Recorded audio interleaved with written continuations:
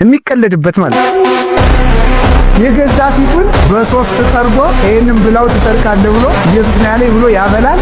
የድንግል ማርያም ስዕል ስለተካሸፈበት ጣዖት ነው ይሄ። አየው ተረት እስኪ ተረት ብሎ ነው ይሄ። ሰላም ቤተሰቦች እንዴት ናችሁልኝ? ደህና ናችሁልኝ? እኔ ደህና ነኝ። ክብሩ ይስፋ ብያለሁ ለባለቤቱ። ቤተሰቦች ዛሬም እንደተለመደው ለእናንተ ወቅታዊ አዳዲስ መረጃ ዘል ቪዲዮዎችን ይዤላችሁ መጥቻለሁ። አብራችሁን ቆዩ ቤተሰቦች። ለቻናሉ አዲስ ሆናችሁ ደግሞ ሰብስክራይብ የምትለውን በተን በመንካት ቻናሉ ፋሚሊ ሁኑ። እንዲሁም በተጨማሪ ቪዲዮን እንደምትወዱት ስለማልጠራጠር ላይክ ማድረግ እንዳይረሳ ቤተሰቦች። እንደ ሁሉ ጊዜ ለእናንተ ጊቫዌ የሚሆን ጥያቄ አዘጋጅቼላችኋለሁ። እንግዲህ ለዛሬ ይዤ የመጣሁት ጥያቄ ይህን ይመስላል። እግዚአብሔር ነቢያት ሞትን ያልቀመሰው ነቢይ ማን ነው? ሀ ነቢዩ ኢሳያስ፣ ለ ነቢዩ ኤርምያስ፣ ሐመርሃ ነቢዩ ኤልያስ፣ መ ነቢዩ ዳንኤል።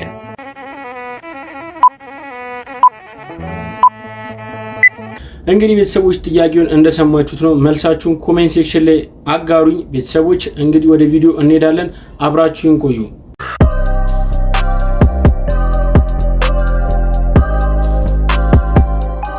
ኦርቶዶክሳውያን ነገ የሊቀ መላኩ ቅዱስ ሚካኤል ክብረ በዓል ታከብራላችሁ። እንኳን አደረሳችሁ እወዳለሁ።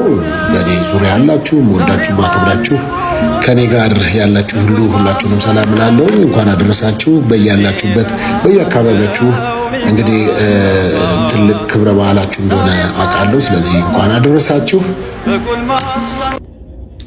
እንግዲህ ቤተሰቦች እንዳያችሁት ነው ፓስተር ሶፊ እንኳን ለሊቀ መላኩ ለቅዱስ ሚካኤል ዓመታዊ ክብረ በዓል በሰላም አደረሳችሁ ሲል ኦርቶዶክሳውያንን አስቀድሞ እንግዲህ ለበዓሉ ክብር ሰጥቶ እንኳን አደረሳችሁ ብሏል። እንግዲህ ቤተሰቦች እንግዲህ በዚህ ቪዲዮ እኔ የተረዳሁት የራስን እምነትን መያዝ እንዲሁም ደግሞ የሌላ እምነትን ደግሞ ማክበር ግድ ይላል። ነገር ግን ከሰሞኑ በተለያዩ ሶሻል ሚዲያ ሲዘዋወሩ ከነበሩ ጉዳዮች መካከል እንግዲህ በፕሮቴስታንት እምነት ውስጥ ተቀላቅሎ የሚገኘው ፓስተር ትዝተው ወይም ደግሞ በቀድሞ ደግሞ የኦርቶዶክስ ቤተክርስቲያን አገልጋይ የነበረው ትዝተው እንግዲህ ቤተክርስቲያንን የማይባል ነገር ለጆሮ የሚሰቀጥጥ ነገር እንግዲህ ተናግሯል። በዛ ጉዳይ ደግሞ ክስ ተመስርቶበት እንዲሁም ደግሞ በቁጥጥር ስር ውሏል። እስቲ በሱ ጉዳይ ላይ ትንሽ እንየው። የተወደዳችሁ ውድ ክርስቲያኖች ሁላችሁንም ሰላም ብያለሁ። ይህንን ቪዲዮ ሁላችሁም ሼር፣ ኮፒ ሊንክ አድርጉልኝ። በጣም ደስ ብሎኛል። ትላንትና በዚህ ጉዳይ ላይ ላይቭ ገብቼ ነበረ። በተለይ የህግ አካላት የቤተክርስቲያን ህግ አካላት ለምን ዝም እንዳላችሁና በትዝታው ጉዳይ ላይ ትልቅ ሐሳብ ሰጥቼ ነበረ። ከዚህ ጋር በተያያዘ የህግ አካላቶች ለትዝታው ባለበት እንዲያዝና ደግሞም ህግ እንዲጠይቀው ስላወጣችሁ እጅጉን በጣም ደስ ብሎኛል። የቤተክርስቲያን የህግ አካላቶች የልጆቻችሁን ድምጽ ስለምትሰሙና ሰምታችሁም ይህ ሰው የግለሰብ ቤተክርስቲያን በማንቋሸሽና ደግሞ ቤተክርስቲያን የምታመልከውን አምላኳን ኢየሱስ ክርስቶስን ስጋና ደሙን መፈተቻውን ታቦትን መክተፊያ በማለት በማንቋሸሽ የሚሄደውን ሰውን ክቡር የሆነውን የክርስቶስ ኢየሱስን ስጋና ደምን የምናቀርብበት መሰዊያችንን በማንቋሸሽ መክተፊያ ብሎ በማጥላላት የሚሄድ ሰው ስለሆነ ይህ ሰው ለህግ እንዲቀርብ የቤተክርስቲያን የህግ አካላቶች መግለጫ አውጥተዋል። ይሄንን በጣም ደስ ብሎኛል። ከዚህ ጋር በተያያዘ አሁንም ወደ ኢትዮጵያ ሊመጣ የሚችለው ኤርሚያስ አበበንም ያልሞተ ሰውን ሞተ ስለሚል ይህም ሰው ወደ ኢትዮጵያ በገባ ሰዓት ላይ የህግ አካላቶች የቤተክርስቲያን የህግ አካላቶች ይሄንንም ሰው እንደዚሁ በህግ እንዲጠየቅና ደግሞም የዛ ሞተ የተባለውን ቤተሰብ ቄሱ ወይም ደግሞ ሌሎች ካህናቶች ያልሞቱትን ሞተዋል ብሎ ያስለቀሰ ቤተሰቦቹን ስላስለቀሰ በህግ እንዲጠየቅ ይሁን። ከልብ ነው የማመሰግነው። በጣም ደስ ብሎኛል። ኮንግራ ኦርቶዶክስ ተዋሕዶ ለዘላለም ትኖር። እንግዲህ ቤተሰቦች ቪዲዮን እንዳያችሁት ነው ትዝተው ሳሙኤል እንግዲህ ከሌሎቹ በበለጠ ወይም ደግሞ ከሌሎቹ በባሰ የኦርቶዶክስ ቤተክርስቲያንን ስላዋረደ ነው የተመጣጣኝ ክስ ለሱ የቀረበው። ቤተሰቦች ግን ከሱ ባልተናነሰ ወይም ደግሞ ከሱ በበለጠም ሊሆን ይችላል ብዙዎች የኦርቶዶክስ ቤተክርስቲያንን ይነቅፋሉ። ብዙ ፓስተሮች፣ ብዙ ግለሰቦች እንዲሁም ደግሞ የፖለቲካ አካላቶችም ሊሆኑ ይችላሉ። ግን ኦርቶዶክስን ይተቻሉ። ኦርቶዶክስ ላይ እንደፈለጉ ይሆናሉ። እነዚህ ሰዎችም ተመጣጣኝ ቅጣት ያስፈልጋቸዋል ወይም ደግሞ አስተማሪ ቅጣት ሊደርሳቸው ይገባል ብዬ እኔ እንደ ሐሳብ ሰጣችኋለሁ። ሰላም ለምዶብኝ ነው ይቅርታ። ከእስራኤል ጎን ነኝ ከኢራን ጎን ነኝ። ሰይጣን ይቆምብ። የምን አባ ከእስራኤል ጎን ነው ከኢራን ጎን ነው የምትቆመው? ኢራን ይኑ 1 ሊትር ነዳጅ ስንት እንደሆነ ታውቃለህ? 17 ሳንቲም። ኢትዮጵያ ላይ እንቁላል ስንት ነው? think about it። ይኑ 10 ሚሊዮን ማትሞላ እስራኤል ጂዲፒዋ ስንት እንደሆነ ከ1 ትሪሊየን በላይ ነው። እኛ ኢትዮጵያውያን ግን 5 ቢሊዮን ማይሞላውን የአባይ ግድብን ለመገደብ 14 ዓመት ፈጅቶብናል። ማለቁንም ፈጣሪ ይወቀው። ምድረ ነቅሎ ሯጭ የቅቤ አንጣሪ ልጅ የምን አባ ከእስራኤልና ኢራኖችን ሄደ ኢትዮጵያ ብትላቸው ካርታውን ብታሳያቸው ይሄ ባዕድ አምልኮ ነው የምን አባ ኢትዮጵያ ነው የሚሉ። እስራኤል ሄደ ኢትዮጵያ ብትለው አይዶን ግብሽት ገራር ሄል ነው የሚል። ገብቷል? የሚጣሉት በቴክኖሎጂ ነው የሚጣሉት፣ የተጣሉት ያሉት በቴክኖሎጂ ነው። እኛ የምንጣለው ምንድነው? በግጦሽ መሬት ጫካ እድሜ ልክን ስትጸዳደ ኖርክ ከእስራኤል ጎን ነህ ከኢራን አንቲል ነው። በሁለቱ ጦርነት ውስጥ 100 ሰው አልሞተ። በጦርነቱ ማለት 100 ሰው አልሞተ። እኛ በትግራይ ጦርነት 15 ቀን ባልሞላ ውስጥ ከ1 ሚሊዮን ህዝብ በላይ ገለነ። ምድር አሽቃባጭ ከእስራኤል ጎን ነኝ ከኢራን ጎን ነኝ። መጀመሪያ አንተ ቁም፣ በሁለት እግር ቁም። እስቲ መጀመሪያ ቁምና አሳየኝ። አቦኔ እኮ ኢትዮጵያ አይደለሁም። በነገራችን ላይ ከሰሞኑ እንግዲህ እየተካሄደ ያለው በብዙ ሶሻል ሚዲያ ላይ መነጋገሪያ ከሆኑ ጉዳዮች መካከል በእስራኤልና በኢራን መካከል ያለው ጦርነት ነው። ብዙዎች የሚመስላቸው የእምነት ጦርነት ወይ ደግሞ በእምነት የተነሳ ጦርነት ነው የሚመስላቸው። ነገር ግን ከዛ አንፃር አለ ራሱ የቻለ የራሱ ምክንያት ያላቸው ናቸው። እሱ እንዳለው አንድም ቴክኖሎጂ ነው፣ ከዛ አንፃር ነው። ነገር ግን ያው ኢትዮጵያ ውስጥ ያሉት አብዛኞቹ የሚመስላቸው የሙስሊምና የክርስቲያን ምናምን ነገር ብሎ የሚያስቡት ነገር ግን ለምሳሌ ከኢራን ጎን ለምሳሌ ሩሲያ ተቀምጣለች። ሊያውም ደግሞ ከ90% በላይ የሚሆን ኦርቶዶክስ የሚገኝባት አገር የኢስላም ሀገሩን እንግዲህ ትወግናለች። ያ ማለት ጦርነቱ ከኛ ጋር የሚያገናኘው ጉዳይ የለም። ሲጀመርም ደግሞ ሲቀጥልም ደግሞ በተጨማሪም ደግሞ ዋጉ ያሉበት ምክንያት የመጀመሪያ ምክንያታቸው እነሱ የራሳቸው የሆነ ምክንያት ምንድነው? ቴክኖሎጂ ነው። የቴክኖሎጂ ውድድር እንደማለት ነው። በዚህ የተነሳ ነውና ብዙዎች ከዚህ አንፃር ያዩታል። ነገር ግን አይደለም። እንግዲህ በተጨማሪም ከሰሞኑ መነጋገሪያ ከሆኑ ጉዳዮች መካከል አንድ ገበሬ ያደረገው ነገር አለ። እስቲ የገበሬውን ጉዳይ እንስቲ። Primary economic activity focus directly on the extraction of resources from the environment. They involve the production of foodstuffs and raw materials. These economic activities occur at the beginning of the production cycle, where the people live in contact with the resources of the earth. A few examples of primary economic activities include agriculture, fishing, forestry, and mining. All of these jobs are dependent upon the natural resources of the earth. The natural resources of the earth. እንግዲህ እንዳያችሁት ነው። እንዲህ ይቻላል እንደ ብሎ ነው ብዙ ሰውን ያነጋገሩ ጉዳዮች መካከል አንዱ ይሄ ነው። ገበሬው እንግዲህ ሲናገር በቃ ከሚባሉ በላይ በቃ ምንም ቃላት የለኝም እኔ እንደራሴ። ግን ለማንኛውም ያው አክብረናል። እንደዚህ አይነትም ደግሞ ገበሬዎች አሉ። ስልጣኔ በቋንቋ አይወሰንም። ስልጣኔ ራሱን የቻለ መስፈርት አለው እንጂ ቋንቋ ማወቅ መነጋገሪያ ነው፣ መግባቢያ ነው እንጂ የእውቀት መለኪያ አይደለም የሚለውን ነገርን በደንብ አድርጎ ነው ያስረዱልን። ታምረ ማርያም ይህ አወቅ አምላኪነት እኮ ይገርማል እኮ እናንተ። ከሁሉም ነገር በላይ ሰይጣን ያንቺን ስም ሲሰማ አጥብቆ ይበሳጫል። አንቺ ከተወለድሽ ጀምሮ እረፍት አላገኘምና። ሰው ጤነኛ ሲሆን የቤተ ክርስቲያኒቱን ራስ ክርስቶስን ያከብራል። ቤተ ክርስቲያን እንድትመሰረት ምክንያት ድን የሆነችውን ድንግል ማርያምን ያከብራል። ሲያብድ ግን ቅዱሳንንም ይሳደባል፣ እመቤታችን ይሳደባል፣ ራሱን ክርስቶስንም አማላጅ ፍጡር ብለው ይሰድባል። እሷ ላይ ብቻ ተነስተው የቀሩ እንዳይመስላል።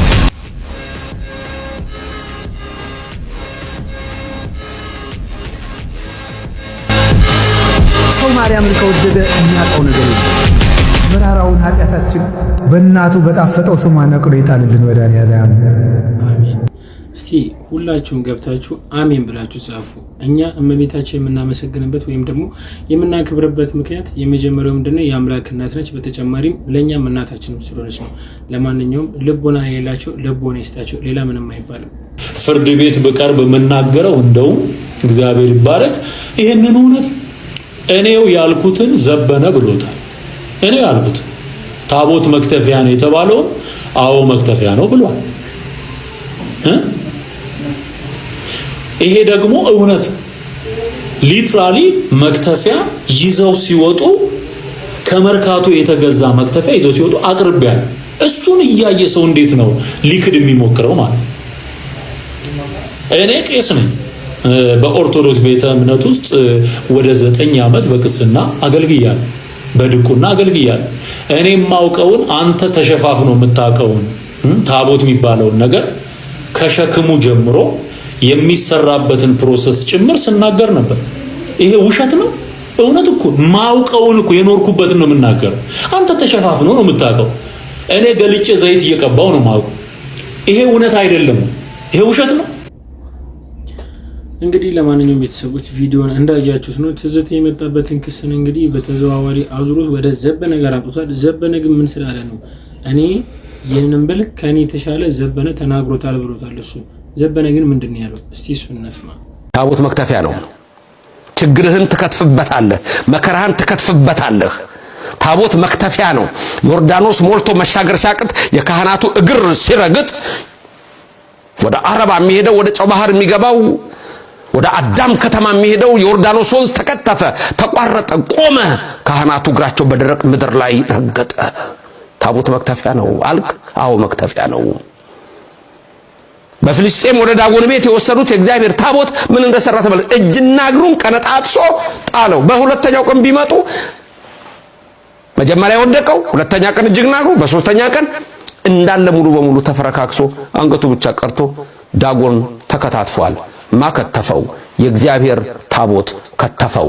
ታቦት መክተፊያ ነው አልከኝ? አዎ አጋንንትን ያንተን የክደት እሳቤና የዲያብሎስን አሰራር እንግዲህ ቤተሰቦች ቪዲዮን እንዳያችሁት ነው። ትዝታው እንግዲህ የተናገረውን ሰምታችኋል። መጀመሪያ ላይ እኔ የተናገርኩት ወይም ደግሞ ይህንን ቃል ያወጡት ከኔ ግርሚያ ዘበነም ተናግሮታል። ዘበነ የተናገርኩት ብሎ ተናግሯል። ነገር ግን ቤተሰቦች ዘበነ የተናገረበት መንገድና ትዝታው የተናገረበት መንገድ ፍጹም ለየቅል ወይም ደግሞ የማይገናኝ ነው። ቤተሰቦች በዚህ ጉዳይ ላይ ምንም አትረበሹ። ነገር ግን የኛ እምነት በታቦት ጉዳይ ምን አይነት አመለካከት ነው ያላት የሚለውን እስቲ እንመልከተው። አስርቱ ትእዛዛት ያለበት ታቦት የለም። እንደው ተናግረን ብንደጋግመው ሰው ሊረዳ ያልቻለው ነገር አስርቱ ትእዛዛት የተጻፉበት ታቦት የለም። በአሁኑ ሰዓት ሁሉም ታቦት አልፋና ኦሜጋ የሚል ስም ነው ያለው። የክርስቶስ ስም ነው። አብሮ ደግሞ ጥቅስ አለ። ጉልበት ሁሉ ለኢየሱስ ክርስቶስ ስም ይስገድ የሚል በታቦታችን ላይ ተጽፏል። በስሙ ለኢየሱስ፣ በስሙ ለእግዚአብሔር፣ ታቦቱ ለሚካኤል፣ መታሰቢያነቱ ለቅዱሳን፣ ለመላእክት፣ ለጻድቃን ሊሆን ይችላል። ታቦቱ ግን የእግዚአብሔር ታቦት ነው። ታቦተ ምስዋ ነው። የክርስቶስ ስጋና ደም የሚፈተትበት ነው። ስጋው ደሙን በተራ ጠረጴዛ እንደ ተራ ማዕድ አታቀብልም ቤተክርስቲያን። ሜሮን ቀብታ በስሙ የተጻፈበት። ስለዚህ የምንሰግደው ለስሙ ነው። በታቦት ፊት ስንሰግድ ኢየሱስ ክርስቶስ ለሚለው ስም ነው የምንሰግደው። ለምን? ታቦቱ ራሱ ያዛል። ላዩ ላይ ጉልበት ሁሉ ለኢየሱስ ክርስቶስ ስም ይስገድ ይላል። ኢየሱስ የሚል አልፋና ኦሜጋ የሚል ጉልበት ሁሉ ለኢየሱስ ክርስቶስ ስም ይስገድ የሚል ጣዖት አለ? በፍጹም እንዴት ይሆናል? ጣዖትም ከሆነ በጣም ድንቅ ጣዖት ነው የሚሆነው። ምክንያቱም ለክርስቶስ ስገዱ የሚል ጣዖት ልክ እንትና ቅዱስ ጳውሎስ በእናንተ መጽሐፍ ላይ ላልታወቀ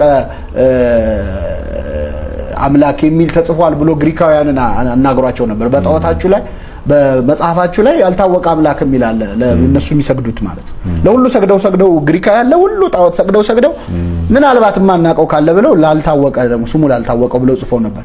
እሱ እግዚአብሔር ነው ብሎ ነበር የሰበከው። እንደዛ ሆነም ቢሆን እንኳን ጳውሎስ እንዲህ ብሎ ያናግረን ነበር። እኛ ግን አልፋና ኦሜጋ ብላ መጀመሪያውና መጨረሻው እኔ ነኝ ብሏል ክርስቶስ። ሁሉም ታቦት አልፋና ኦሜጋ ነው ያለበት። አልፋና ኦሜጋ የተጻፈበት አይ በወረቀት ላይ በጽፈውና አልፋና ኦሜጋ ብል እሱስ ታቦት ነው ሊለኝ ይችላል አንድ ሰው። አይደለም፣ ሜሮንም ይቀባል፣ ስጋው ደግሞ ይፈተትበታል። አረብ የተቆረሰ የፈሰሰው ለዛ ነው የምንሰግደው። በታቦት ፊት በግንባራችን ተደፍተን እንሰግዳለን። ሰው ይቅርታ ለመጠየቅም ይሰግዳል፣ እንኳን ለታቦት እንኳን ለእግዚአብሔር ስም ማለት። ስለዚህ ስሙን ማክበር ይሄ ነው። ስሙን ሲሰማ የሚደነግጡ ሰዎች ጠበልን ተጠምቀው ብዙ መፍትሄ አለ፣ ማላቀቅ አለባቸው። ኢየሱስ የሚለው ስም ሲሰማ የሚደነግጥ እርኩስ መንፈስ ብቻ ነው። ስሙ ያረዳል፣ ይሰራል። እመቤታችንም ስሙም ቅዱስ ነው ብላ አስጠንቅቃናለች።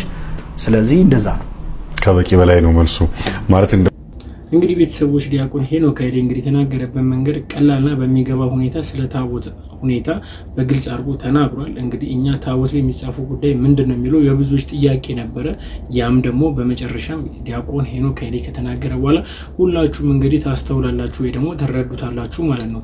ስለዚህ ኢየሱስ ተብሎ ወይ ደግሞ ለኢየሱስ ነው የምንሰግደው። ኢየሱስ የሚለውን ደግሞ ስምን መስማት የማይችለው ሰይጣን። ታቦት እንጨት ነው፣ ታቦት ድንጋይ ነው ይላል እንጂ አዎ እንጨት ነው፣ ግን የሚሰብር እንጨት ነው። ሰብሮ ይጥላል። ይኸው ዳጎንን ሰበረው። እንጨት እኮ ነው፣ የግራር እንጨት ነው ታቦት። ወቁት እንዲያው ማለት እኔ በዚህ ዘመን ታቦትን ጣዖት የሚሉት ሰዎች የሚያስቁኝ እንዲያው በጣም ይገርማል። እንደ ድንቁርና ያለ ጌትነት የለም መቼም።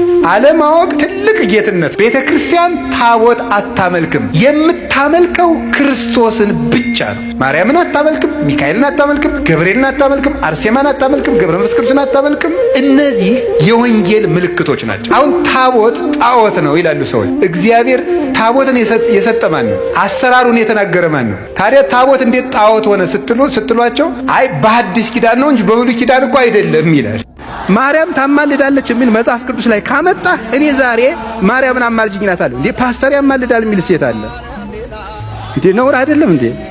ነውር እኮ ነው እንዴ? ፓስተሩ እያማለደ እኮ ነው። ጌታ ኢየሱስ ሆይ ይሄን ህዝብ እንዲህ አድርግ። ይሄ እኮ ምልጃ ነው። ምልጃ ማለት እኮ አንዱ ለሌላው መጸለይ ነው።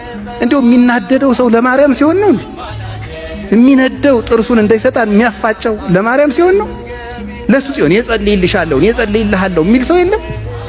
ይሄ በጣም ከፍተኛ አለመረዳት ነው። ደግሞ እንደው ይቅር በሉ እንደው ዲግሪ ይዛችሁ አሜን ስትሉ በጣም ነው ማፍርባችሁ። የምር እኮ ነው።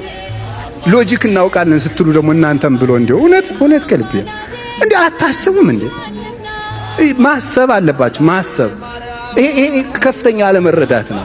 እንደዚህ የምንል ስለሚመስላቸው ነው። በሩ እኔ ነኝ ሲል እኛ ማርያም አንድ በር፣ ክርስቶስ አንድ በር፣ ሚካኤል አንድ በር የምንላቸው አይደለም። አንድ በር ነው ያለው፣ እሱም ክርስቶስ ነው። እነዚህ ቅዱሳን ወደ ክርስቶስ በርነት መርተው የሚያደርሱን ናቸው። ምክንያቶቻችን ናቸው። እንግዲህ ቤተሰቦች አባታችን አባ ገብረ ኪዳን የተናገሩትን ሰምታችኋል። ስለዚህ ለአባታችን እድሜና ጤና ይስጣቸው። የበኩር ልጇን እስክትወልድ ድረስ አላወቃትም ማለት ከዚያ በኋላ አወቃት ማለት ነው አለው። አይ አይደለም፣ እስክትወልድ አላወቃትም የተባለበት ምክንያት እመቤታችን ጌታን የወለደችለት 5 ነገሮችን አይቶ ዮሴፍ የአምላክ እናት መሆኗን ተረዳ ማለት ነው። እስከዚያ ድረስ ግን አላወቃትም። ቢነገረውም አምላክ ከዚያ በፊት ሰው ሆኖ ስለማያውቅ ዮሴፍ ያንን መረዳት የሚችልበት አቅም አላገኘም ነበረ።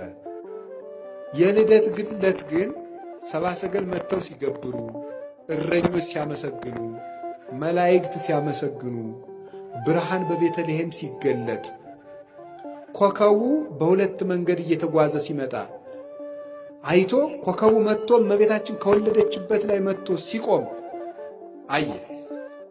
ሰብአ ሰገል 3 ነገሥታት መጥተው ሲገብሩለት አየ። ብርሃን ቤተልሔምን ሲሸፍናት አየ። እረኞች የሰማይ ምስጋና ተገልጦላቸው ሲያመሰግኑ አየ።